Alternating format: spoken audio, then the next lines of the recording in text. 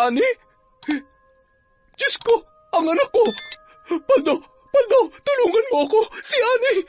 Ay, Diyos ko! Si Ani! Ang nakakaawa kong anak! Ano nangyari sa'yo? Sinong may kagagawan nito? Sinong pangas na gumawa nito sa'yo? Diyos ko, ang anak ko! Patawad! Patawad kung nahuli ako ng dating! Akong gumahasa sa nakababata mong kapatid. Ano naman ngayon? Wala kayong matibay na ebidensya para ipakulong ako. Saka, hindi nyo rin naman yun magagawa dahil mahirap lang kayo. Mga dukha. Walang-wala kayo sa aming pamilya. Kahit anong krimen ang gawin namin, malulusutan namin yon kasi mayaman kami. At higit sa lahat, makapangyarihan. Ani, lumaban ka, anak. Maaaring pipi ka, ngunit maaari ka pang lumaban. Anak, tuturuan kita kung paano mambarang. Simula ngayon, ang pambabarang ang magiging boses mo upang mailabas mo ang nasa saloobin mo. Ngayon, matitikman na nila ang sigaw ng ginahasang piping dalaga. Taon 1900. Antike, si Ani ay isang dalagita na isinilang na kailanman ay hindi nagkaroon ng boses upang ipahayag ang kanyang saloobin. Hindi man makapagsalita, ngunit masipag siya at may mabuting kalooban. Hindi rin maipagkakaila ang kakaiba niyang kagandahan. Maagang nawala ang ama ni Ani dahil sa sakit sa puso, kung kaya lumaki siya at ang kanyang nakatatandang kapatid na si Paldo sa pangangalaga ng kanilang nanay na si Aling Celia, isang babae na kinatatakutan ng ilan sa kanilang lugar dahil sa kanyang pagiging mambabarang. Araw ng Sabado, kagaya ng nakagawian, 4:00 pa lang ng madaling araw ay nagising na si Ani at ang kanyang ina at maagang naghanda ng kanilang almusal. Si Ani ang naghugas ng pinagkainan noong nakalipas na gabi, samantala si Aling Celia naman ang nagsaing at nagluto ng ulam. Habang abala ang mag-ina sa kanilang ginagawa, mahimbing naman na natutulog si Paldo sa kanilang silid.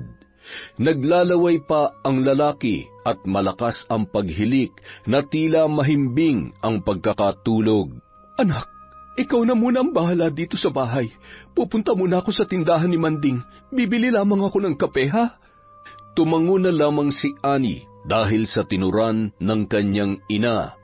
Nung mga sandaling yon, nasa bakuran sila. Kaagad siyang sumenyas sa ina na mag-iingat yon. Napangiti si Aling Celia sa kanya marahan na niyakap ang dalagang anak. 18 taong gulang si Ani, hindi man ito nakapagsasalita, ngunit marunong siya ng sign language. Sige na, anak. Pumasok ka na sa loob. Aalis na muna ako. Tumango at ngumiti ang dalaga. Matapos siyang halikan ni Aling Celia sa noo, ay kinuha nito ang pitaka sa bulsa, saka umalis. Nanatiling nakatayo si Ani sa kanyang pwesto at nakatingin sa papalayong bulto ng kanyang ina.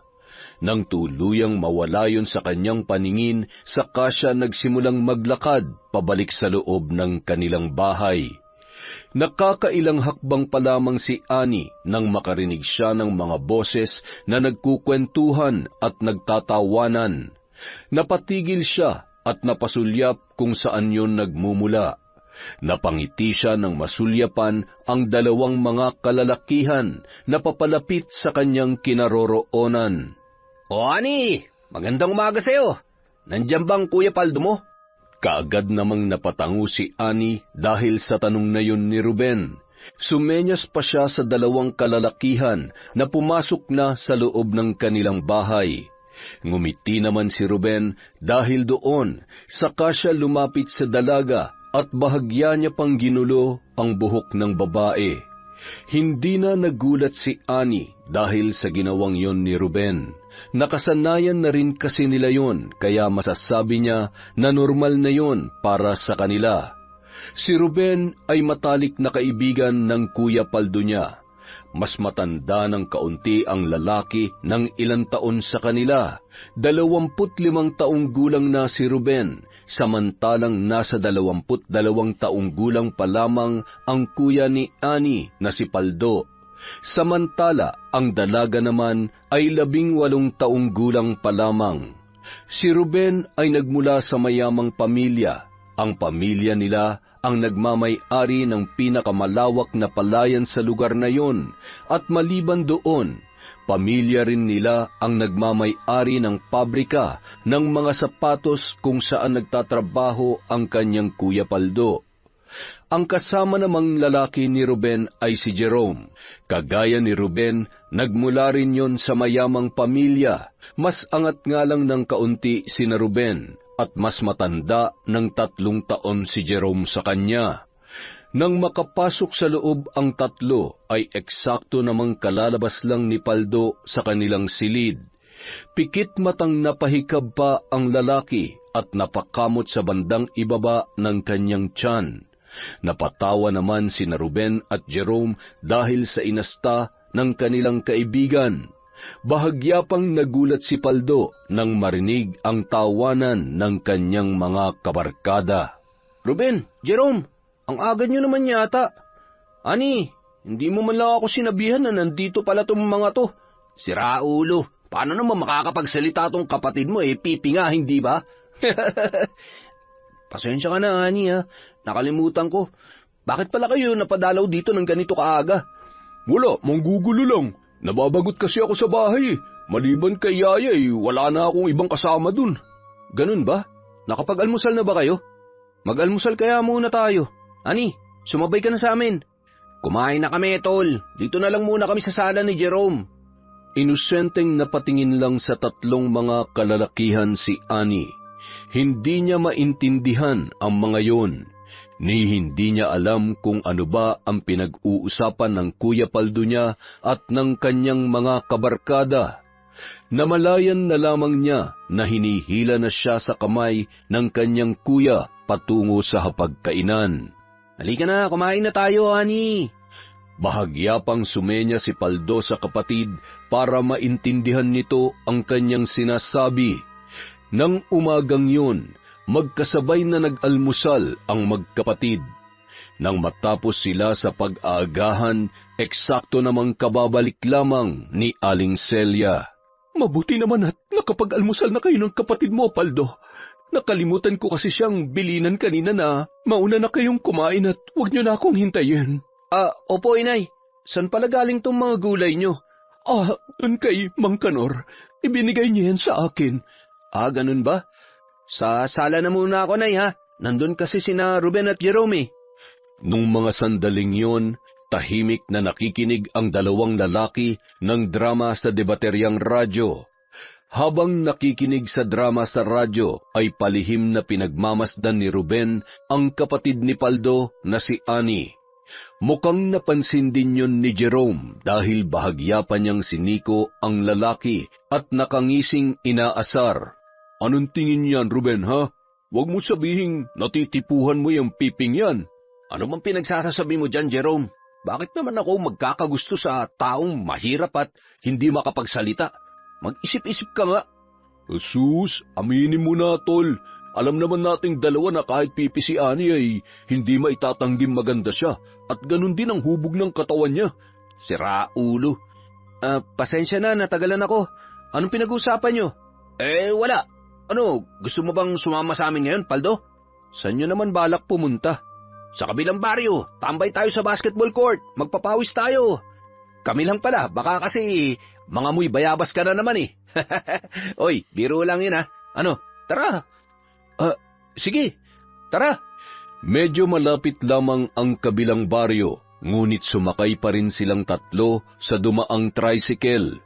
Kung si Paldo lamang ay magagawa niya yung lakarin, ngunit dahil mayaman ang kanyang mga kaibigan, sumakay na lamang sila. Habang nasa biyahe ay panay pa ang biruan ni na Jerome at Ruben, ngunit nananatiling walang imik si Paldo. Makaraan ang 10 minuto, nakarating na sila sa kabilang baryo. Ibinaba sila ng tricycle driver sa mismong harapan ng basketball court. Nagkataon naman na maraming basketballista ang naunang naglalaro doon, kaya napalukot ang mukha ni Ruben, dala ng kanyang pagkainis. Hoy mga hampas lupa, umuwi na nga kayo't maligo. Ang babaho nyo, tingnan nyo nga yung mga kasuotan nyo. Ang babaduy, bakit hindi nyo kami gayahin ni Jerome? Ang ganda ng jersey namin at mamahali ng sapatos. Ano ka ba naman, Ruben? Alam mo namang hindi sila kagaya natin. Hindi nila mabibili ang ganitong klase ng sapatos at jersey. Palibasa kasi, mga daga yung mga yan. Hoy, Ang yayabang nyo ah. Gusto nyo ba ng suntukan? Suntukan na lang oh. Pasensya ka na pero hindi kami pumapatol sa daga eh. Saka baka mahawa pa kami sa sakit mo. Lumayo ka nga sa amin. Ang baho mo. Ang yayabang nito ah. Porket may kayang mga magulang, ganyan akong umasta. Ay, umalis na nga lang tayo dito mga pre, bago pa ako makipagbasag ulo sa mga gagong to. Bah, ang yabang nung isang yun ah. Naku Ruben, isumbong mo nga mga yun sa papa mo, para palayasin na sa lugar nila. Jerome, tama na yan. Huwag na tayo manggulo rito. Manahimik ka nga Paldo, palibasa kasi mahirap ka rin kaya kinakampihan mo yung mga yan. Hindi namin kailangan ng opinyon mo. Sumunod ka na lang sa amin na parang aso. Anong sinabi mo? Kita mo na, mahirap ka na nga, bingi ka pa. Baka kulang ang kinain mo kaninang almusal sa inyo, ha? Nako, di bali na nga, sa susunod bibigyan ko kayo ng bigas. Kawawa naman kayo eh. Teka, tama na nga yan. Tara, mag-basketball na tayo. Palihim na napakuyom ng kamao si Paldo nang tuluyan siyang lagpasan ni Jerome. Inis niyang sinundan ng tingin ang nakatalikod na bulto ni Jerome hanggang sa makarating ito sa mismong gitnang bahagi ng basketball court. Kung hindi pa siya kinindatan ni Ruben, ay hindi pa sana siya susunod sa mga ito. Matagal nang minamaltrato at hinuhusgahan ni Jerome si Paldo, ngunit dahil nga sa mahirap lang yon ay hindi niya magawang labanan ang lalaki. Sa tuwing kinakapos din kasi sila ng pera ay tinutulungan din sila kahit papaano ng kanyang kaibigan, ngunit lagi yung may kasamang panunumbat. Kung gaano kasama ang ugali ni Jerome ay mas masama pa ang ugali ni Ruben. Masakit din ito kung makapagsalita at sobrang napakayabang. Pinalaki kasi siya ng kanyang mga magulang na punong-puno ng luho. Hindi rin malabanan ni Paldo si Ruben dahil natatakot ang lalaki na baka ipatanggal siya ni Ruben sa kanyang trabaho. Pustahan tayo Paldo, 1-on-1 tayong dalawa. Kapag ako nanalo, didilaan mo tong sapatos ko. Ano? Aba, maganda nga yung naisip mo ah. Pero kapag nanalo naman si Paldo, may pabuya siyang pera. Tama. Ano Paldo? Payag ka ba? 5,000 ang itataya ako. Ayoko, kayo na lang. Umaatras ka? Kung gulping kaya kita, pati na rin nanay mo mambabarang. Huwag mong idamay ang nanay ko dito. Sige, maglaro tayo. Nagtangis ang mga ngipin ng binata. Mas lalo siyang nagalit ng mga sandaling yon. Ayos lang sana sa kanya kung siya ang lalaitin ng mga ito. Ngunit iba na ang usapan kapag ang nanay o ang kapatid niya na ang pinagtatawanan. Kaagad namang kinuha ni Ruben ang bola, saka ang lalaki na rin ang mismong nagsilbing referee ng dalawa. Maya-maya pa, nagsimula na ang laban. Si Jerome ang unang may hawak ng bola, samantalang si Paldo naman ang depensa. Malikot kung gumalaw si Jerome, ngunit hindi hamak na mas maliksi sa kanya si Paldo. Bawat pagtira ni Jerome ng bola ay nagagawang depensahan ni Paldo, kaya palagi itong nabibigong makapag-shoot. At nang mabigyan ng pagkakataon si Paldo na mahawakan ang bola, tila ba isa na itong ganap na pro player dahil sa bawat pagtira niya ay palagi itong pumapasok sa mismong ring.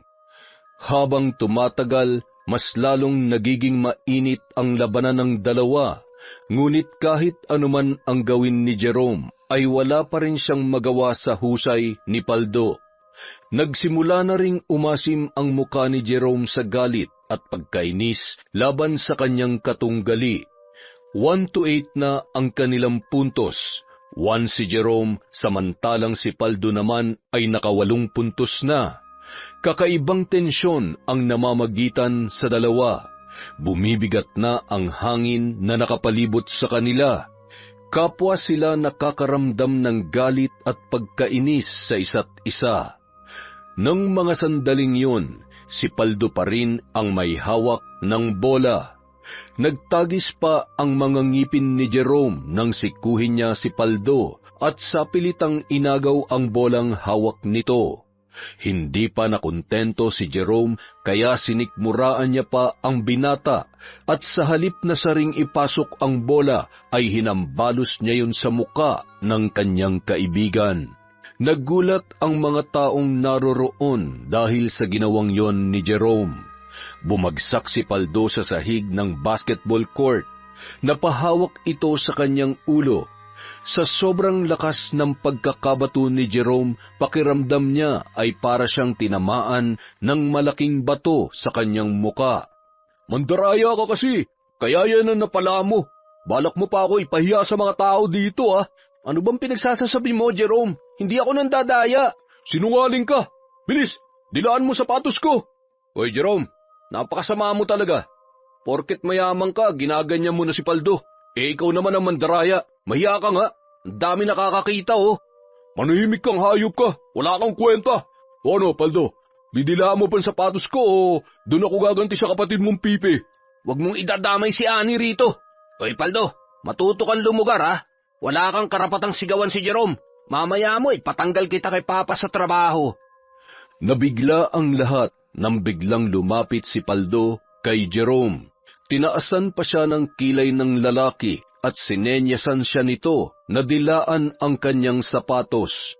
Nanginginig na napakuyom ng kamao si Paldo, ngunit dahil sa natatakot siyang baka madamay ang kanyang kapatid at ang kanyang nanay ay wala siyang nagawa, kundi ang unti-unting lumuhod. Marami ang napasinghap at nagalit ng masaksihan na dinilaan ni Paldo ang suot na sapatos ni Jerome. Malakas namang napatawa ang dalawa dahil sa ginawang yon ni Paldo. Kaagad namang lumapit ang iba pang mga kalalakihan para sana ipagtanggol ang binata nang biglang napatayo si Paldo at hinarangan ang mga yon. Paldo, ano bang ginagawa mo? Hindi mo ba nakikita ipinapahiya ka na ng dalawang mokong na yun? Huwag kayong makialam, problema ko to. Hayaan mo na lang. Paldo, ayos lang ako. Huwag na kayong mag-alala. Kaya kong sarili ko. "Kita mo na? Kaya naman pala ni Paldo ang sarili niya eh. Kaya, umalis na kayo rito." Ano, Jerome? Uwi na tayo? Baka nakarating na si Aya Maylay. May pinabili kasi ako sa kanya eh. "Sige, tayo na. Paano, Paldo? Mauna na kami ha. Salamat pala sa paglinis mo sa sapatos ko." Sige, mag-iingat kayo. Bahagya pang sinuntok ni na Jerome at Ruben si Paldo sa balikat na ikinangiwi ng lalaki. Nanatiling nakatayo si Paldo mula sa kanyang pwesto. Sinundan niya ng tingin ang nakatalikod na bulto ng dalawang kaibigan na papalayo na sa kanya. Nagtatawanan ang mga yon na tila ba walang nangyari. Nang tuluyan na silang mawala sa paningin ni Paldo, saka siya muling napahawak sa kanyang braso at ulo. Pakiramdam niya ay may bumugbog sa kanya dahil sa sobrang sakit ng kanyang katawan. "Paldo, matuto ka ring lumaban. Hindi sa lahat ng oras ay hahayaan mo silang apihin ka. Masasanay ang mga yan. Mga tarantado mga yan eh." "Sige tol, salamat ha." Malumanay na nagsimulang maglakad si Paldo papalayo sa basketball court at mula roon mag-isa niya yung nilakad pabalik sa kanilang baryo. Napaluhan na lamang si Paldo nang muling sumagi sa kanyang isipan ang mga nangyari. Hindi niya rin maiwasang magalit sa sarili dahil hindi man lang siya gumawa ng paraan upang ipagtanggol yun. Galit na galit siya, ngunit gustuhin man niyang lumaban ay hindi niya pa rin yun magagawa dahil sa takot na baka madamay ang kanyang nanay at ang kanyang kapatid na babae. Nang tuluyang makauwi si Paldo sa kanilang bahay, naabutan pa niya sina Nanay Celia at Ani na naglalaba ng damit sa kanilang bahay. Nakagawian na ng mga ito na sa labas maglaba upang maiwasang bumaha ng tubig sa loob ng kanilang bahay dahil ang sahig nila ay lupa lamang. Napansin ni Paldo na nakangiti ang mga ito at kahit naabala sa kanilang mga ginagawa, ay mukhang masaya pa rin ang dalawa. Napansin ni Aling Celia ang presensya ng kanyang anak na lalaki dahil napasulyap ito kay Paldo sa kanya sinenyasan na lumapit sa kanila. Oh, Paldo, ano nangyari sa'yo? May pasa ka. May nakaaway ka na naman ba? Wala po, inay. Aksidenteng tinamaan lang ako ng bola dun sa basketball court. Tumigil ka na kaya sa pakikipaglaro ng basketball, anak. Napapansin ko kasi na sa tuwing naglalaro ka palagi kang umuuwing may pasa sa katawan. Noong nakaraan may bukol ka pa nga sa noo at may sugat sa bibig. Ayos lang po ako, inay. Malayo ito sa bituka. Malakas ako. Ano ba kayo? Alam kong malakas ka, anak. Ngunit ang sa akin lamang dapat nag-iingat ka. Kumain ka na muna ron sa loob. May natirang kanin at ulam roon. Sige po, nay. Pagkatapos kong kumain, tutulungan ko kayo sa paglalaba ni Ani. Wag na, anak. Magpahinga ka na lang sa silid mo. Patapos na rin kami rito. Pagsulyap niya kay Ani ay nginitian siya noon. Mabilis na tumakbo ang oras.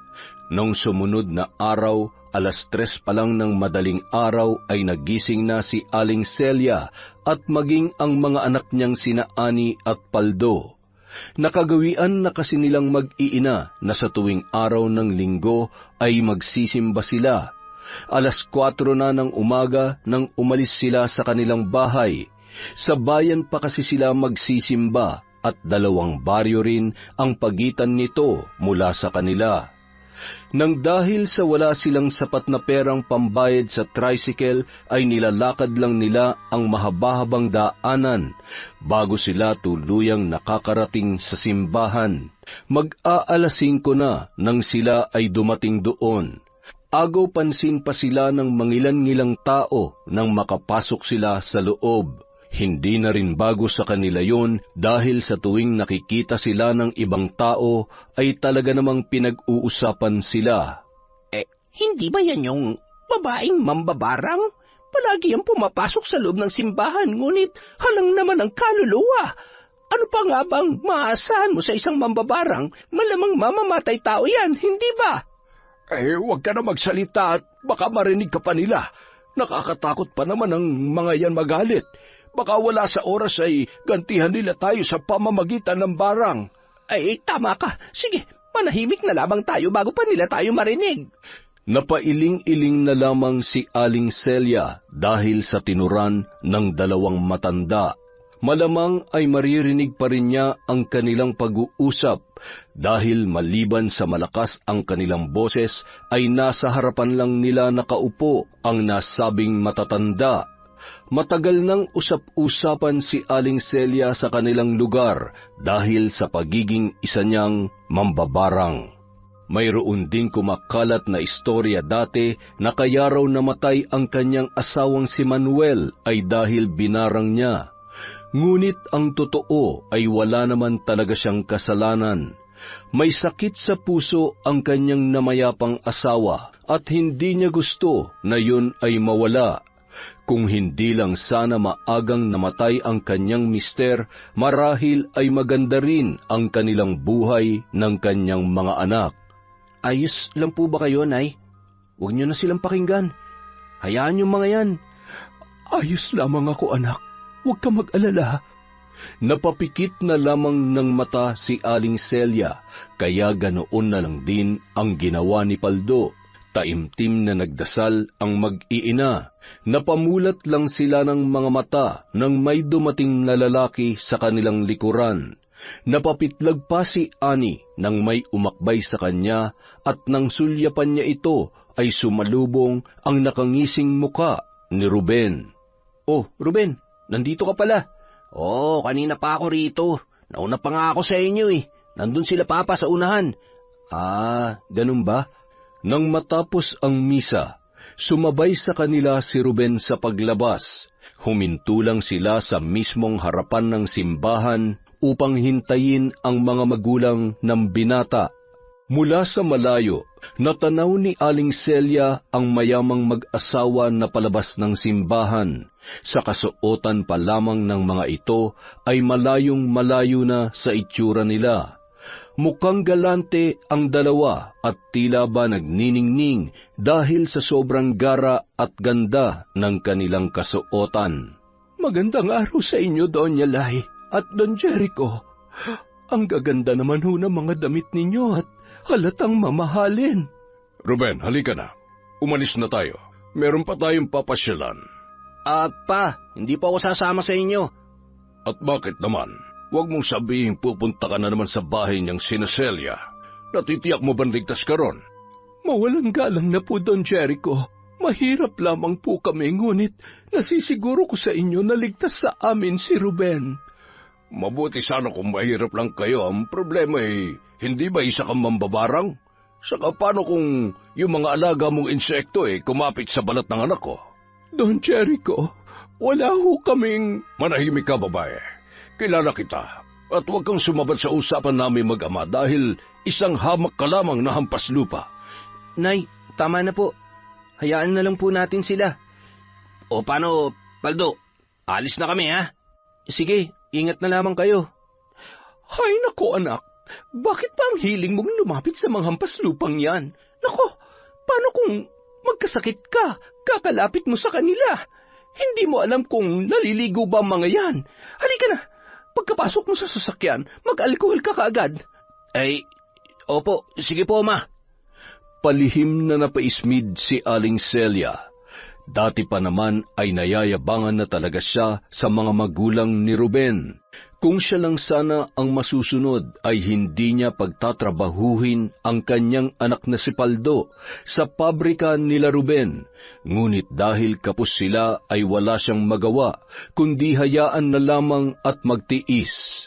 Nang tuluyan ng makaalis sina Ruben, saka sinenyasan ni Aling Celia si Annie na kung ano raw ba ang gusto nitong gawin.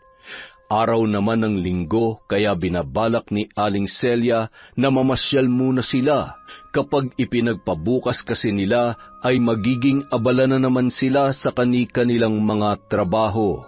Nay, mabuti pa pumunta tayo kina Tiyo Tomas. Sa pagkakaalam ko kasi ngayong araw ang ani nila ng mais. Ay sige, pwede na rin at para naman makadalaw tayo sa tiyo mo. Kaagad namang sumenya si Annie na gusto niya ring sumama at nagpakyut pa yon kaya napatawa si Aling Celia. Bahagya niyang ginulo ang buhok ni Annie sa kanya niyakap ang kanyang dalawang anak. Oo naman, siyempre sasama ka, Annie. Tara na, tulungan natin ang Tiyo Tomas ninyo sa pag-aani ng mga mais. Si Tomas ang nakatatandang kapatid ng asawa ni Aling Celia. May katandaan na ang nasabing lalaki, ngunit wala itong pamilya. Nag-iisa lamang yon sa buhay.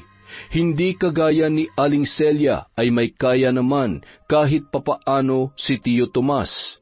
Medyo strikto nga lang ang lalaki, ngunit ilang beses na rin silang tinulungan noon. Mula sa bayan ay tinahak ng mag-iina ang daan patungo sa kabundukan. Sa bundok kasi naninirahan si Mang Tomas dahil sa kagustuhan nito na payapa ang lugar. Isa pa, sakitin kasi ang lalaki kaya para sa kanya ay mas maganda ang manirahan sa kabundukan dahil maliban sa sariwang hangin ay sariwa rin ang mga pagkain. May kalawakan ang bukid na inaasikaso ni Mang Tomas. Hindi siya ang nagtatanim doon, kundi kumukuha siya ng mga tao na pwedeng upahan para magtanim sa kanya. Isa na si Paldo sa tumutulong sa matanda sa pagtatanim. Nang makarating sa bukid sina Aling Celia, ay agad nilang nasulyapan ang maliit na kubo ng matandang lalaki. Tuwang-tuwa pa si Annie nang makita niya si Mang Tomas na nakaupo sa duyan nito. Kaagad na tumakbo ang dalaga palapit sa kanyang tiyuhin. Sa dalawang magkakapatid, si Annie ang pinakamalapit kay Mang Tomas. O Celia, napadaan kayo. Sabi kasi ni Paldo na ngayong araw daw kayo mag-aani ng mais. Balak sana ng mga bata na tumulong. Ay nako, hindi pa ngayon. Sa Miyerkules pa. Ay, ganoon po ba? Pasensya na po, Nay. Akala ko kasi ngayon yun eh. Sa Miyerkules pa po pala. Nakapag-agahan na ba kayo? Pumasok muna kayo sa loob ng kubo ko. Tamang-tama, nagluto ako kanina ng nilagang saging. Ipagtitimpla ko rin kayo ng kape. Tulungan ko na po kayo, Tiyo. Ani, halika rito. Sige, halika kayo. Pumasok kayo sa loob. May natira pa akong kanin riyan. Baka gusto nyo rin kumain. Ito bagoong. Masarap tong ipari sa saging, Nay.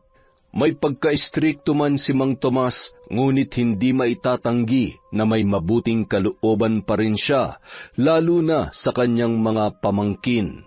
At dahil hindi naman pala araw ng kanilang pag-aani ng mais, napagpasyahan na lamang ng mag-iina na manatili muna sila sa kubo ni Mang Tomas at makipagkwentuhan. Sa sobrang pagkalibang ng mga bata, hindi man lamang nila namalayan ang mabilis na pagtakbo ng oras. Pasado 3:30 na ng hapon nang magpaalam sila kay Mang Tomas para umuwi. Pinadalhan pa sila ng matandang lalaki ng suka na gawa sa tuba, na siyang paborito ng dalagang si Annie. Makalipas ang 4 na araw, Huwebes, masama ang panahon ng tanghaling yun.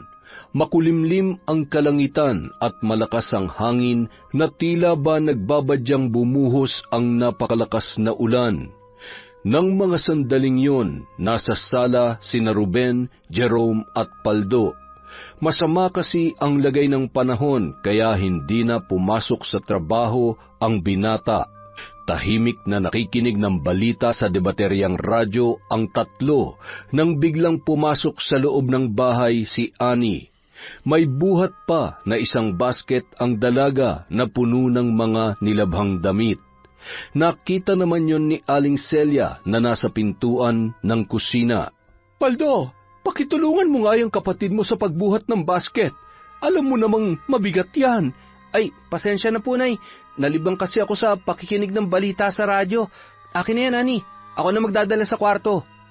Napailing-iling naman si Aling Celia bago nito binalikan ang niluluto sa kusina. Samantalang dumiretso naman si Annie sa kanilang palikuran.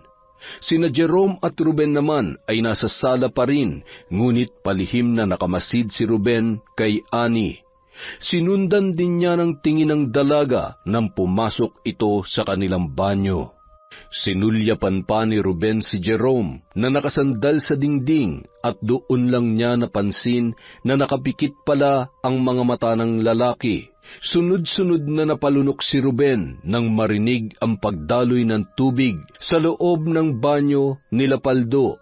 May kaliitan ang bahay na yon, kaya ilang metro lang din ang layo ng banyo nila mula sa sala. Maya-maya pa, hindi na nakatiis si Ruben. Dahan-dahan siyang napatayo mula sa kanyang kinauupuan. Naging maingat siya sa pagkilos upang hindi makalikha ng anumang ingay at upang hindi magising si Jerome.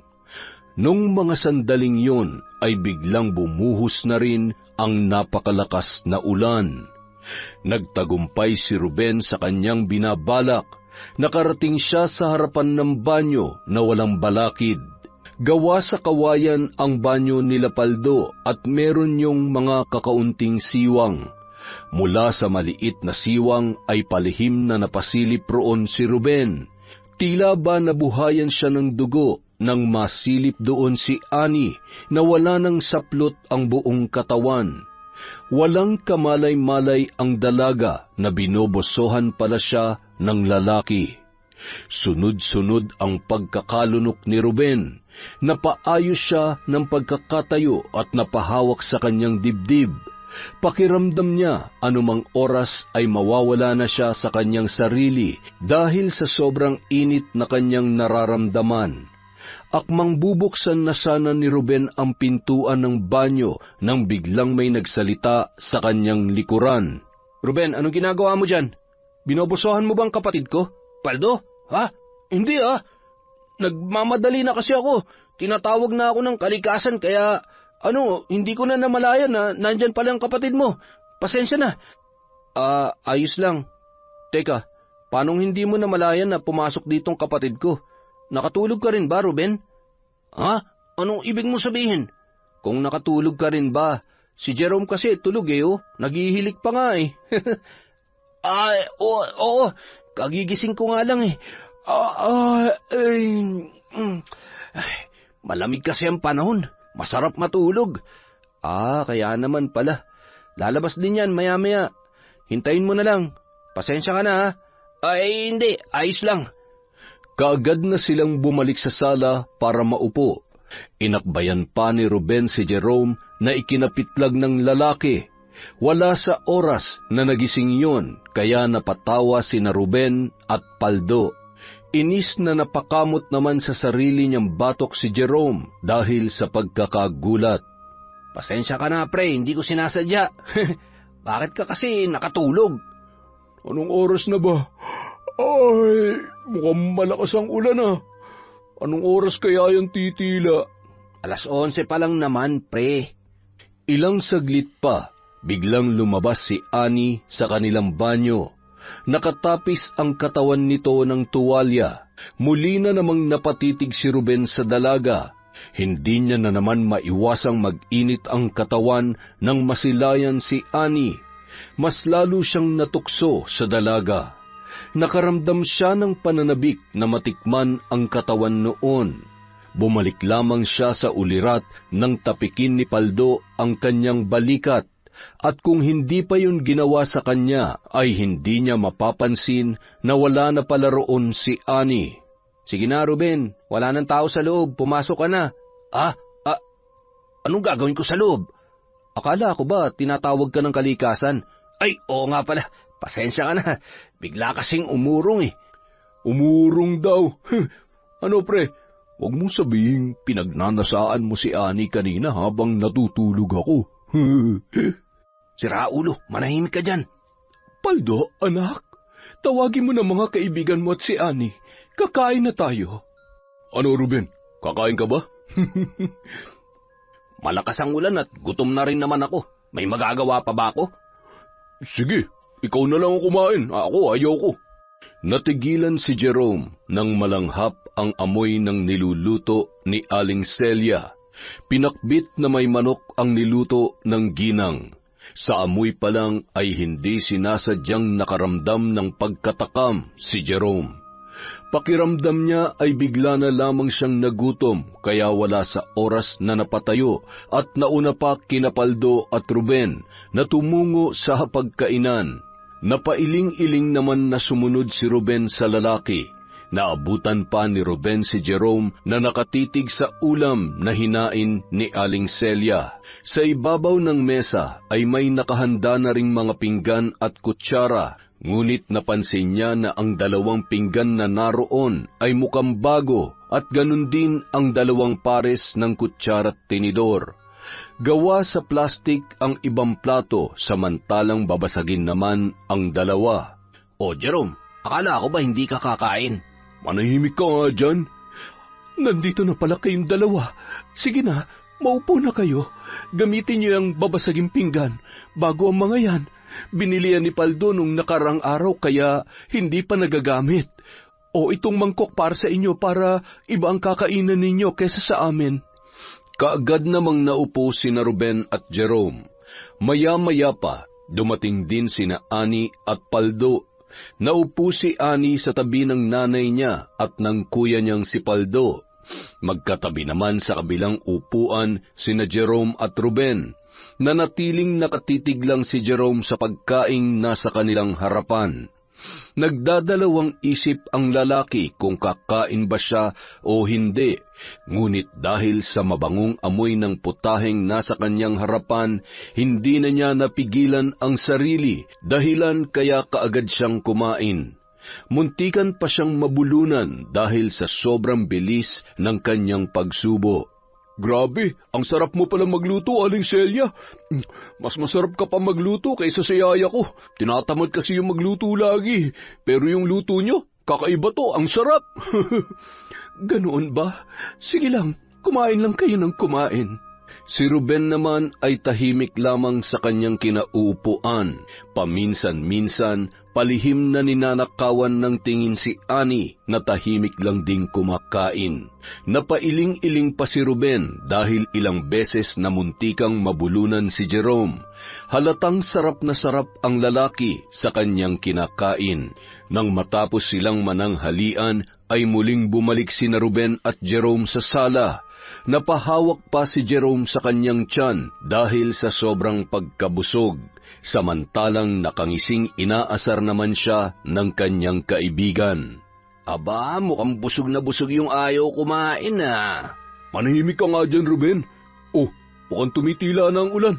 Ang malas ko naman ngayong araw. Sana pala hindi ako nagpadala sa amoy nung niluto ni Aling Celia. Paano kung may gayuma pala yun, Ruben?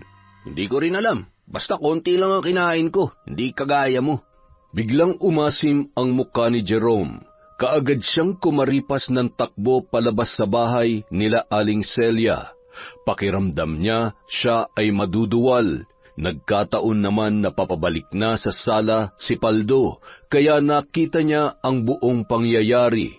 Kaagad siyang lumapit kay Ruben. Anong nangyari kay Jerome? Bakit siya tumakbo? Saan siya pupunta? Uuwi na yata. Baka raw hinahanap na siya sa kanila. O paano, Paldo? Uuwi na rin ako Baka hinahanap na rin ako sa amin Sige. Mag-ingat ka. Kaagad namang umalis si Ruben. Ni hindi na rin nito nagawang magpaalam kay Annie o kaya kay Aling Celia. Sa loob-loob niya, bakit naman siya magpapaalam sa mga ito, gayong sa tuwing umaalis siya sa bahay nila ay hindi naman siya nagpapaalam sa kanyang mga magulang. Mula sa kalayuan, nasulyapan ni Ruben si Jerome. Sumusuka ang lalaki kaya napailing-iling na lamang siya bago niya ito nilapitan. Napangiwi pa siya nang maluhaluhang napatingin sa kanya si Jerome. Ruben, sa tingin ko may gayuma talaga yung niluto ni Aling Celia. Bakit naman? Kumakapit pa rin kasi sa tiyan ko Hindi ko mailabas. Sira ulo, umuwi ka na nga lang sa inyo. Kaagad na nag-abang ang dalawa ng tricycle. Ilang sandali pa, meron nang dumaan kaya agad silang sumakay at nagpahatid sa kani-kanilang mga bahay. Samantala, nang makaalis sina Ruben at Jerome ay nagpahinga naman ang mag-iina at natulog. Araw ng Biyernes, tanging si Annie at si Aling Celia lang ang magkasama sa kanilang bahay ng araw na yon. Dahil pumasok sa pabrika ng mga sapatos si Paldo upang magtrabaho. Abala si Aling Celia sa paggawa ng mga kakanin na ilalako niya kinahapunan nang dumalaw sa kanila si Ruben, kaya si Annie ang inutusan niya na asikasuhin ang kanilang panauhin. At dahil hindi nga makapagsalita si Annie, naglaro na lamang sila ni Ruben ng baraha. Tuwang-tuwa naman ang lalaki sa tuwing nananalo siya sa laro na Lucky Nine. Ngunit lingid sa kaalaman ni Annie ay iba talaga ang sadya ni Ruben. Nakasuot man ng maayos na pananamit si Annie, palihim pa rin itong pinagnanasahan ng lalaki. Pasado 1:00 na ng hapon nang umalis si Aling Celia sa bahay upang maglako ng mga kakanin sa kanilang lugar. Konti lang ang mga taong bumibili sa kanya dahil nga takot ang mga yon. Ngunit ganun pa man ay nagpatuloy pa rin siya sa pagbebenta upang matulungan si Paldo sa pang-araw-araw nilang gastusin. Nung mga sandaling yon, naroon pa rin si Ruben sa kanilang bahay at nakikipaglaro kay Annie. Nang magsawa na si Annie sa baraha, sinenyasan niya na si Ruben na umuwi na dahil balak na niyang magpahinga. Walang nagawa ang binata kundi ang tumango na lamang sa babae at umalis. Sa pag-aakalang umalis na si Ruben, dumiretso na si Ani sa kanyang silid. Sa sobrang pagod na naramdaman ay mabilis siyang nakatulog. Lingid sa kanyang kaalaman ay naroon pa rin pala si Ruben sa labas ng bahay at palihim na nagmamasid sa paligid. Nang masiguro ng binata na wala ng tao doon, ay muli siyang pumasok sa loob ng bahay nila Ani at sinilip niya ang silid kung saan natutulog ang dalagang Pipi. Mahimbing ang pagkakatulog ni Ani ng mga sandaling yun, nang bigla siyang makaramdam na parang may humahawak sa kanyang hita. Nang imulat niya ang kanyang mga mata, gayon na lamang ang pagkakagulat niya nang bumungad sa kanya si Ruben. Hubot-hubad na nakatayo ito sa kanyang harapan habang hinihimas ang kanyang katawan. Bago pa man makagawa ng ingay si Ani, mabilis na tinakpan ni Ruben ang kanyang bibig. Huwag ka nang pumalag, Ani. Kahit na sumigaw ka pa, wala rin naman makakarinig sa'yo kasi nga pipi ka, di ba? Hayaan mo na lamang ako sa gusto ko dahil natitiyak ko sa'yo na masasarapan ka rin sa gagawin natin. Matagal na kitang pinagnanasahan, Ani. Pipi ka man, pero hindi ko may tatanggi na baliw ako sa muka at katawan mo. Sabik na ako matikman ka, Ani. Huwag ka nang pumalag. Marahas na hinubaran ni Ruben ng damit si Ani. At ng araw din yon ay walang awa niyang ginahasa ang kaawa-awang dalagang Pipi. Sinubukan pa ni Ani na manlaban, ngunit hindi hamak na mas malakas si Ruben kumpara sa kanya. Walang nagawa ang dalaga kundi ang umiyak ng umiyak habang binababoy siya ng lalaking tinuring pa naman din niyang kaibigan. Nang magsawa na si Ruben sa ginawa niya kay Ani, saka siya nagsuot ng damit. Hoy, Ani, huwag mong susubukan magsumbong sa kapatid mo o kaya sa nanay mo. Kung hindi, papatayin ko silang dalawa. Tandaan mo yan, binabalaan kita. Saka sa susunod, kapag gagawin natin to, sana naman huwag ka nang umiyak sa sobrang sakit. Umiyak ka na lang sa sobrang sarap. Ang sarap mo, Ani. Babalikan ulit kita sa susunod, ha? Matapos yun sabihin ni Ruben, nagmadali na siyang umalis kina Ani. Samantala, ang babae naman ay naiwan sa silid nito na walang tigil sa pag-iyak. Nasa ganoong kalagayan ang dalaga nang makabalik si Aling Celia kasama ang anak niyang si Paldo. Halos 2 oras at kalahati rin kasing nawala si Aling Celia dahil nag-ikot-ikot sa baryo at naglako ng mga kakanin. Nagkataon na nagkasalubong sila ni Paldo sa daan, kaya sabay silang umuwi. Dumaan pa sila sa tindahan ni Aling Pursing para ibili ng pasalubong si Ani, ang paborito nitong cream stick. Nang makauwi na sina Aling Celia sa kanilang bahay, hinanap niya agad ang kanyang anak na dalaga. Nasaan kaya si Ani, Nay? Nakatulog siguro sa kwarto niya. Ani, anak, tingnan mo, may pasalubong kami sa iyo ng Kuya Paldo mo. Ipagtitimpla ko po muna kayo ng kape, Nay. Ilang beses tinawag ni Aling Celia ang pangalan ng kanyang bunsong anak, ngunit nagtaka siya dahil walang Ani na sumalubong sa kanya. Naisip ni Aling Celia na baka nasa kwarto nito ang kanyang anak na dalaga at nagpapahinga. Kaya sa isiping yon ay dali-dali siyang tumungo sa silid ni Ani, ngunit nabigla siya sa kanyang naabutan. Pagkabukas pa lamang ni Aling Celia ng kurtina na nakaharang sa kwarto ni Ani, ay gayon na lamang ang pagkagulat niya nang bumungad sa kanya ang dalaga na nakahandusay sa banig at umiiyak. Hubot-hubad ang katawan nito. Ngunit ang mas nakaagaw ng pansin ni Aling Celia ay ang patak ng dugo na nasa higaan ng kanyang dalagang anak. Sa sobrang pagkagulat ay nabitawan ni Aling Celia ang kanyang hawak-hawak. Agad siyang napatakbo papalapit kay Ani at napahikbing niyakap ng mahigpit ang anak na babae. Diyos ko po, Ani! Anak, ano nangyari sa iyo? Ani! Ay naku, Diyos ko, ang anak ko! Paldo, tulungan mo ako! Si Ani! Ani! Ang kaawa-awa kong anak, ano nangyari sa'yo? Sino may kagagawa nito sa'yo? Sino mapangahas na gumahasa sa'yo? Ay, naku, Diyos ko, ang anak ko! Patawad kung nahuli ako ng dating. Nay, Ani, ano nangyari sa'yo? Nay, ano po nangyari? Hindi ko alam, Paldo. Bilis, humingi ka ng tulong sa labas. Bibihisan ko munang kapatid mo. Dalhin natin siya sa pagamutan. Natatarantang napatakbo sa labas ang binata. Kaagad siyang nag-abang ng tricycle na kanilang masasakyan. Napahilamos pa si Paldo sa kanyang muka at galit na galit sa mga nangyari. Hindi niya maiwasang makaramdam ng pagkamuhi sa sinumang gumawa ng karahasang yon sa nag-iisa niyang kapatid. Nang hapon ding yon, sinugod nila si Ani sa pinakamalapit na pagamutan sa kanilang lugar. Balisa at iyak pa rin ng iyak ang dalaga. Kung hindi pa siya tinurukan ng pampakalma, ay hindi pa yon titigil sa kakaiyak.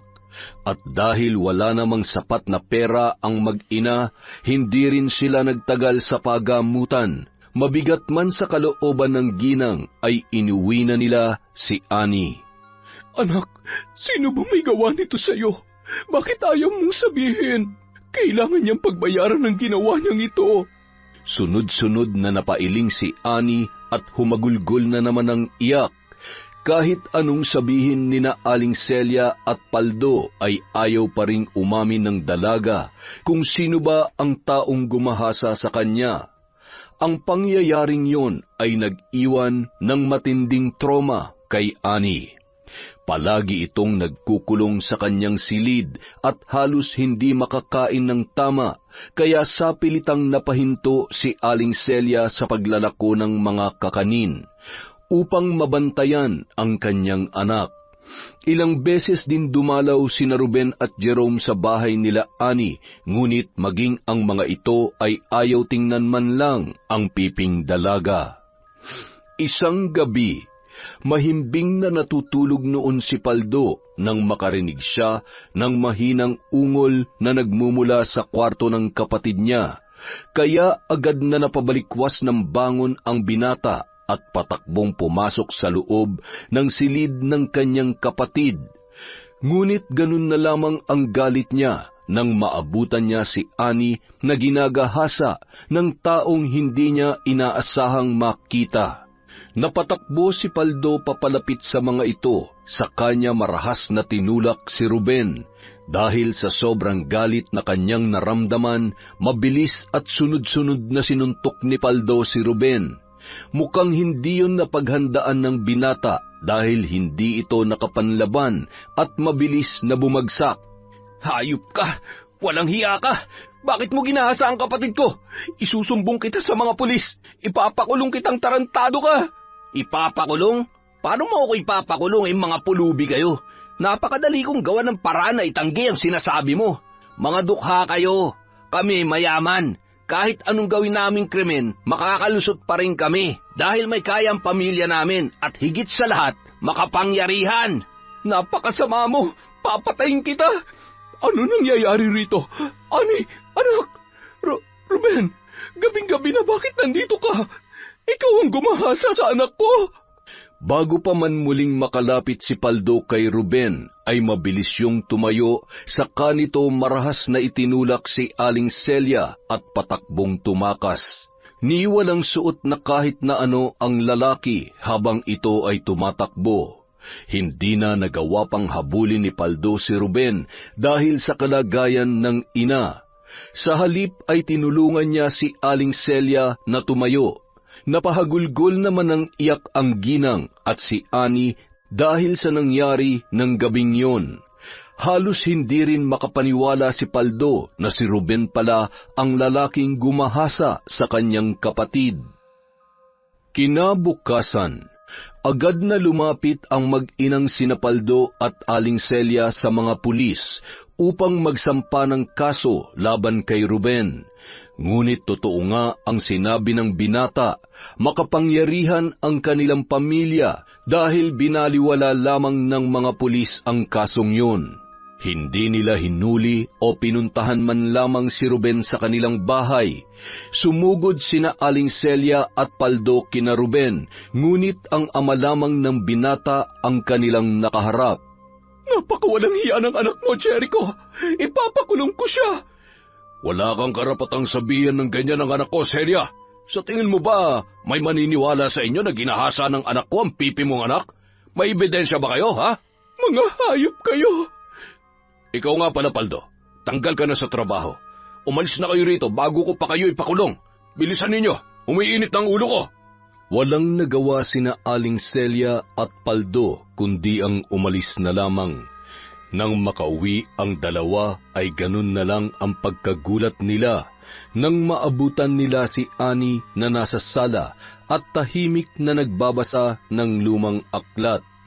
Nang suriin ni Aling Celia kung ano ang aklat na yon, siya ay nabigla nang mapagtanto na aklat yon ng mga mambabarang. Ani, anong ginagawa mo? Masyado yung mapanganib.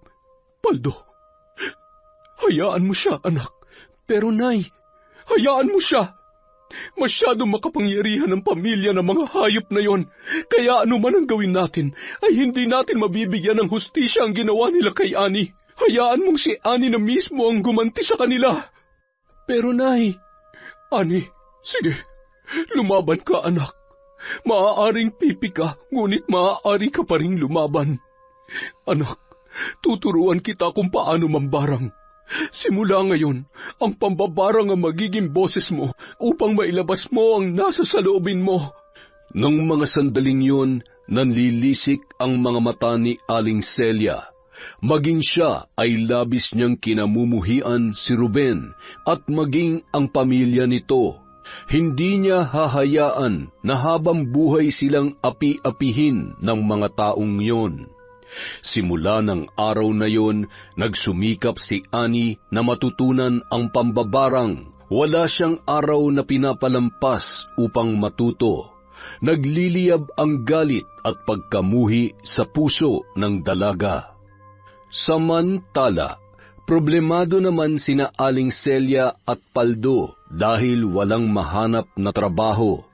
Hindi na rin makapagbenta si Aling Celia ng mga kakanin sa lugar dahil walang masyadong bumibili sa kanya dahil sa usap-usapan na siya ay mambabarang. Tuluyan din silang siniraan ng pamilya ni Ruben sa kanilang mga kababaryo. Ang mga pangyayaring yon ay nabalitaan ni Mang Tomas, kaya pinuntahan sila ng matandang lalaki at ito na rin mismo ang tumulong sa kanila. Mabuti na lamang may kakilala si Mang Tomas sa kabilang bayan na nagmamay-ari ng panaderya, kaya nagawa niyang ipasok doon si Paldo. Kakarampot lamang ang sweldo sa panaderya, ngunit sapat na yon upang may maitulong siya sa kanyang ina para ipangtustos sa araw-araw nilang gastusin. 2 buwan ang nakalipas. 2 buwan pa lamang, ngunit marami nang nagbago, lalo na sa pagkatao na magkapatid na sina Paldo at Annie. Dahil sa pagpupursigi ng dalaga, sapat na ang panahong yun para matutunan ang pambabarang. Araw ng Martes, nagkataong namamalengke si Paldo nang makasalubong niya si Jerome. Simula kasi nang mangyari ang alitan nila ni Ruben, hindi na rin nakikipag-usap sa kanya ang binata. Nakangising nilapitan pa siya ni Jerome at tiningnan mula paa hanggang ulo. Hindi ka pa rin nagbabago, Paldo, ah. Hampas lupa ka pa rin. Ano naman sa'yo? Ang balita ko hindi nyo raw nagawang ipahuli yung taong gumahasa sa kapatid mo. Ano nga ba naman ang laban nyo pagdating sa mga kaso na yan? Mahirap kayo. Saka, buti nga may pumatol pa sa kapatid mo. Anong sabi mo? Tarantado ka, papatayin kita. Nanlilisik ang mga mata ni Paldo nang hilahin niya ang kwelyo ng damit ni Jerome. Nabitawan din nito ang dala niyang supot ng isda. Sunod-sunod niyang sinuntok ng malakas ang dating kaibigan. Mukhang hindi yun inaasahan ng lalaki dahil bahagyang namutla ang mukha nito at nanginginig na napaatras papalayo sa kanya. Napuno ng hiyawan ang buong paligid. Kaagad na lumapit ang ilan sa mga kalalakihan at pinigilan ang dalawang lalaki, ngunit nakawala si Paldo sa pagkakahawak ng mga ito. Galit na galit ang binata, kaya sa halip na hayaang makaalis si Jerome ay muli niya itong nilapitan at muling pinagsusuntok ng malakas hanggang sa ito ay mawalan ng malay. Yan ang bagay sa'yo! Napakasama mo! Humanda kayo ni Ruben. Pagbabayaran niyo lahat ng mga kasalanan na gawa niyo sa akin at sa pamilya ko. Humanda kayo! Galit na galit ang binata. Simula nang may mangyari sa kapatid niya, ay malaki na rin ang kanyang pinagbago. Sinabi niya kasi sa kanyang sarili na gagawin niya ang lahat, maprotektahan lamang ang pinakamamahal niyang kapatid. Hindi na niya hahayaan na muli na namang maulit ang mga nangyari. At hindi niya rin hahayaan na patuloy siyang maltratuhin ng ibang tao. Kaagad na tinulak ni Paldo ang isa sa mga kalalakihan na sinubukan siyang pigilan. Muli niyang pinulot ang supot ng isda. Galit na inayos ang kanyang damit saka siya umalis sa lugar na yon. Samantala, naiwan naman si Jerome sa kalsada. Namumutla pa rin ang lalaki sa mga sandaling yun at bakas ang takot sa kanyang muka. Nang makauwi si Paldo sa kanilang bahay, naabutan niya ang kanyang nanay na naghihiwa ng kamatis sa kusina. Kaagad niyang ibinigay ang supot ng isda na kanyang binili. Nabalitaan mo na ba, Paldo? Ang alin, Nay? Narinig ko kanina mula sa mga taga-baryo na biglang tinamaan ng matinding karamdaman si Ruben. Halos magtatatlong araw na raw. Ayon pa sa mga narinig ko ay tinubuan daw ng nagsisilakihang pantal ang kanyang katawan. Ang ilan sa mga pantal ay pumutok at meron daw uod. Ano po ang sakit niya? Hindi pa ako sigurado. Ngunit sa tingin ko ay isinasagawa na ng kapatid mo ang kanyang paghihiganti. Po, ano pong ibig niyong sabihin? Ang ginawang parang ng kapatid mo kay Ruben, unti-unti lang tumatalab, anak. Sa wakas, makakapaghiganti na rin si Annie. Makakapaghiganti na rin ang kapatid mo. Natahimik ang binata sa kanyang mga narinig. Kung dati ay pinakikisamahan niya si Ruben, ngunit dahil sa mga ginagawa nito, hindi na siya nakaramdam ng awa sa dating kaibigan. Nasa ganoon silang tagpong mag-ina nang pumasok sa kusina si Annie. Kung dati ay mahinhin at mukhang inosente ang dalaga, sa pagkakataong yon ay hindi na makitaan ng anumang emosyon ang kanyang muka. Napatunayan din ni Paldo na ang demonyo ay hindi ipinapanganak, kundi tao mismo ang lumilikha dito. Nang dahil sa mga ginawa ni Ruben, ang inosente niyang kapatid ay tuluyan ng nagbago. Pagbabago na hindi niya inaasahang mangyari. Nang sumunod na araw, naging mainit ang usap-usapan sa bayan nila Ruben. Mas lalo kasing lumala ang kalagayan ng binata at desperado na rin ang mga magulang nito sa paghahanap ng mahusay na manggagamot. Ang ilan kasi sa sumubok na pagalingin ang kanilang anak, hiningan lamang sila ng malaking halaga, ngunit walang nagbago sa karamdaman ni Ruben. Ilan sa mga manggagamot ay tumanggi rin na tumulong sa kanilang pamilya dahil sa masamang ugali ng mga ito. Maraming tao ang may gusto sa pamilya nila dahil makapangyarihan. Ngunit higit na mas marami ang may galit sa kanila, lalo na ang kanilang inalipusta at minaltrato. Samantala, sa isang malawak at marangyang silid, mayroong isang malaki at magarang kama na kung saan ay nakahiga si Ruben. Kahit anong lambot at mamahalin ng hinihigaan ng lalaki ay hindi pa rin siya komportable dahil sa kanyang karamdaman. malaki na ang ipinagbago ng itsura ni Ruben. Tila patpat na ito dahil sa sobrang payat.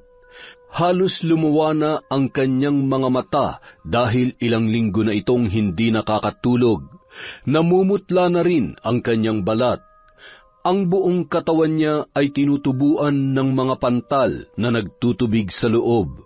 Ang ilan sa mga pantal na yon ay nagsusugat at mayroong lumalabas na uod.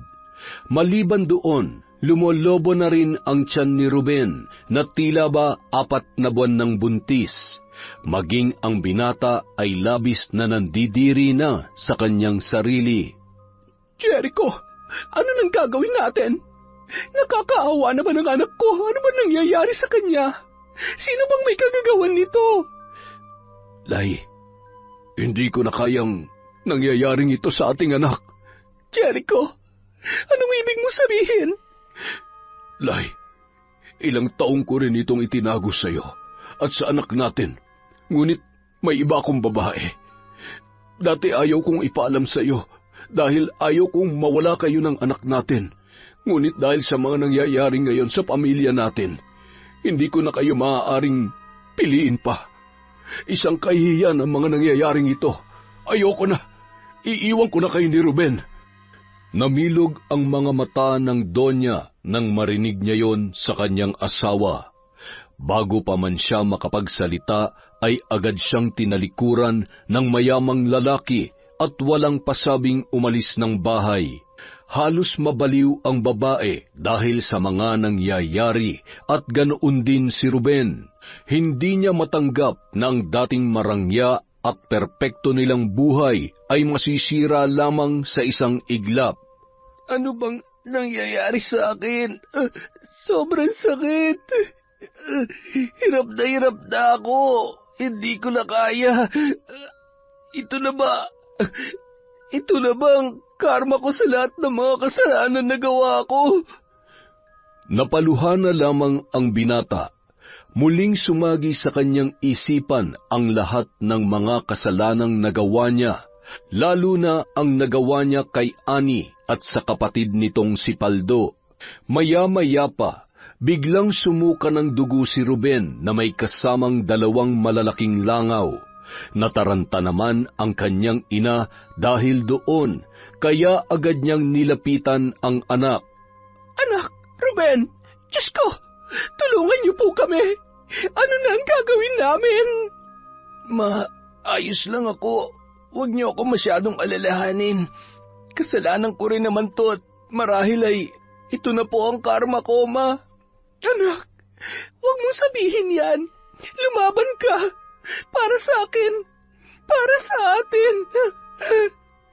Hindi na nakapagsalita pa si Ruben.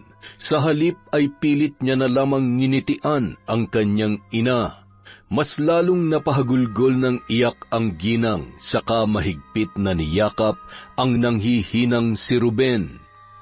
Makalipas ang 2 araw, nagkataong nasa kalagitnaan ng tahimik na pananghalian noon sina Aling Celia, Paldo at Ani, nang may kumatok sa kanilang pintuan. Si Paldo na ang nagpresentang bumukas ng pinto at sumalubong sa hindi nila inaasahang bisita. Nagulat ang binata nang buksan niya ang pintuan, ay nakita niya si Mang Tomas at nasa likuran nito si Ruben at ang kanyang ina. Muling umusbong ang galit na nararamdaman ni Paldo kay Ruben, at kung hindi pa siya pinigilan ni Mang Tomas at sinuway, marahil ay nasuntok na naman sana niya ang kanyang dating kaibigan na nakasakay sa isang wheelchair. Tiyo Tomas, anong ginagawa nila rito? Bakit kasama mo sila? Paldo, nandito sila dahil sa mahalagang bagay. Huminahon ka muna at sa loob na lamang tayo mag-usap. Kuya Tomas, anong ibig sabihin nito? Balak mo bang gamutin ang taong gumahasa sa iyong mahal na pamangkin? Aling Celia, Paldo, patawarin niyo ako sa mga kasalanang nagawa ko. Sa kabilang buhay ka na humingi ng tawad. Napakademonyo mo. Paano mo yun nagawa sa inosenteng babae? Celia, huminahon ka. Umuusok ang ilong ni na Aling Celia at Paldo habang masama ang pagkakatitig kay Ruben. Nung mga sandaling yun ay naroon na sila sa sala. Nasa ganoon silang kalagayan nang dumating si Annie. Napaatras pa ang dalaga nang makita niya ang hindi inaasahan nilang mga panauhin. Nag-aalalang napasulyap naman si Paldo sa kanyang kapatid. Buong akala niya ay tatakbo ito at magkukulong na naman sa kwarto, ngunit ganun na lamang ang pagkagulat niya nang lumapit pa sa kanila si Annie at naupo sa tabi ng kanyang ina. Aling Celia, Paldo, nandito ko ngayon upang humingi ng kapatawaran sa lahat ng mga kasalanang nagawa ko sa inyo, lalong-lalo na sa iyo, Annie. Ruben, ano ang karapatan mong... Natigilan si Aling Celia nang kalabitin siya ni Annie at si Nenya San na hayaan niya si Ruben na magpatuloy sa sasabihin. Sunod-sunod namang napalunok si Ruben, saka napalingon sa kanyang ina na nakatayo sa kanyang tabi. Alam ko na, mali ako sa lahat ng mga nagawa ko at pinagsisisihan ko na yon. Pinagsisisihan ko na ang lahat-lahat ng mga kasalanan ko, lalo na sa inyo.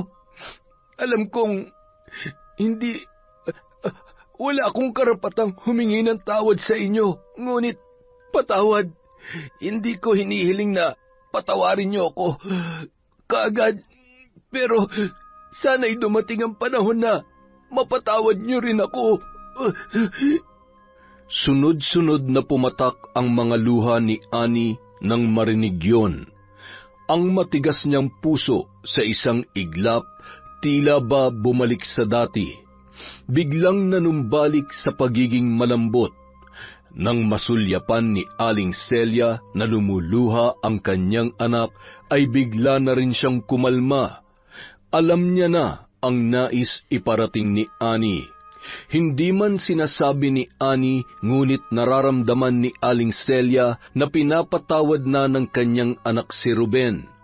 Talagang ang napakabuti ng kalooban ng dalaga dahil sa kabila ng mga kahayupang ginawa ni Ruben, nagawa niya pa rin itong patawarin. Sana'y patawarin niyo rin ako sa mga nasabi ko dati. Alam kong may kasalanan din ako. Kung pinalaki ko lang sana si Ruben na may magandang asal at mabuting kalooban, marahil ay hindi sana nangyari ang lahat ng ito. Bilang ina ni Ruben, humihingi rin ako ng kapatawaran sa inyo.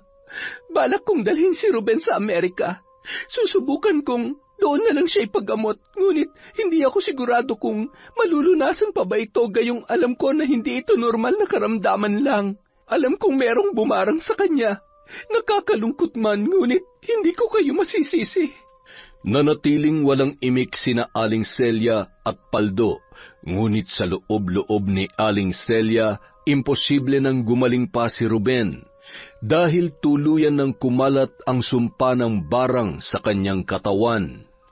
Alam niya yon dahil isa ring mambabarang si Aling Celia. Muling napasulyap ang ginang kay Annie na nang mga sandaling yon ay nakatingin kay Ruben. May awa sa kanyang mga mata. Mukhang napansin ni Annie na nakatingin sa kanya ang kanyang ina, kaya binalingan din niya ito ng tingin. Sa kasumenyas, nakatingin din si Ruben at ang kanyang ina sa dalawa. Hindi nila maintindihan kung ano ang ibig sabihin ng mga sinesenyas ni Annie. Maya-maya pa, biglang napatayo ang dalaga saka ito umalis sa kanilang harapan. Nagtatakang napatingin naman si Ruben at ang nanay niya kay Aling Celia na nung mga sandaling yon ay nakuha ng ngumiti. Aling Celia, ano pong nangyayari? Ruben, pinapatawad ka na ni Annie sa lahat ng mga kasalanang nagawa mo sa kanya. At gusto sana niyang ipaalam sa inyo na buntis siya at ikaw ang ama ng kanyang dinadala. Ano po ang gagawin ko? Hindi mo na kailangan pang panagutan ng bata dahil ipinapangako ni Annie na aalagaan niya at mamahalin niya ang magiging anak ninyo.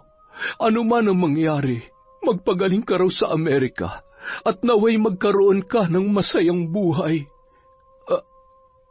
Salamat. Maraming salamat po. Matapos ang pangyayaring yon, masayang umalis sina Ruben at ang kanyang ina. Napatawad na siya ni Annie, ni Aling Celia at ni Paldo. Nung araw ding yon ay binabalak na ng mag-ina na tumungo sa Maynila upang doon hintayin ang kanilang flight papunta sa Amerika. Subalit nang makarating sina Doña Lai at Ruben sa bahay nila ay biglang bumagsak si Ruben at sa pagkakataong yon ay alam na ni Ruben ang kanyang sasapitin. Napangiti si Ruben sa kanyang ina. Ma, patawad sa lahat ng problemang ibinigay ko sa inyo. Mahal na mahal ko po kayo. Anak, mahal na mahal ka rin ni Mama. Ruben, anak ko. Nung mga sandaling yon, tuluyan ng nalagutan ng hininga ang binata. Walang nagawa ang kanyang ina, kundi ang mahigpit na niyakap na lamang ang malamig na bangkay ng kanyang anak. Nakangiti siya, ngunit may namumuong butil ng luha sa kanyang mga mata. Anuman ang mapait na sinapit ng kanyang anak na si Ruben ay wala siyang sinisisi. Nabalitaan ng mga taga-baryo ang mapait na sinapit ng binata, ngunit ang alam lang nila ay namatay si Ruben dahil sa malubhang karamdaman. Hindi na ipinaalam ni Doña Lai na binarang ang kanyang anak. Dumalaw sa kanilang bahay si Aling Celia maging ang dalawa nitong anak na sina Paldo at Annie. Samantala, hindi naman nagpakita sa lamay ng anak niya si Don Jericho, ni hindi sumipot kahit noong burol ng lalaki. Mukhang tuluyan ng kinalimutan ng mayamang ama ang kanyang mag-ina. Maging si Jerome na matalik na kaibigan ni Ruben ay hindi rin nagpakita o nagparamdam man lamang. Makalipas ang ilang buwan, nanganak na si Annie ng isang malusog na lalaki. Kamukhang-kamukha ni Ruben ang sanggol, kaya pinangalanan niya itong Ruben Jr. Nang manganak si Annie ay nandoon din si Doña Lai at sa katunayan ang mayamang babae rin mismo ang nagbayad ng bill sa ospital. Annie, tanggapin mo sana itong pera. Huwag mo itong tatanggihan. Kay Ruben ang lahat ng ito, pero ngayon para na ito sa kanyang anak. Gamitin mo yan para sa pag-aaral niya. Siya nga pala, sa Makalaway aalis na ako rito sa atin. Sa Maynila na ako maninirahan. Masyado na kasing nakakalungkot ang lugar na ito para sa akin. Salamat po sa tulong ninyo. Mag-iingat po kayo. Yun na rin ang huling beses na muli pa nilang nakita ang ina ni Ruben. Simula nang makaalis ang mayamang babae ay hindi na rin ito muli pang nagbalik. Maging ang mga ari-arian na naiwan nila ay tuluyan niya na ring inabandona. Kagaya ng ipinangako ni Annie kay Ruben, inalagaan at minahal niya ang anak nito. Marahil ay bunga ng karahasan ang bata, subalit alam ni Annie at ng kanyang pamilya na walang kasalanan yon sa naganap na karahasan. Napatawad na rin naman niya si Ruben, kaya wala ng dahilan upang magkaroon siya ng galit sa kahit na sinuman. Yon! Maraming salamat po sa pagtsatsaga ulit sa Kwentong Enteng. Para po sa shoutout, sa susunod po uli natin na video. Mag-iipon lang po tayo. Kung hindi man kayo nabanggit dati, sa susunod, mababanggit po ang inyong pangalan. Maraming salamat po mula sa Kwentong Enteng.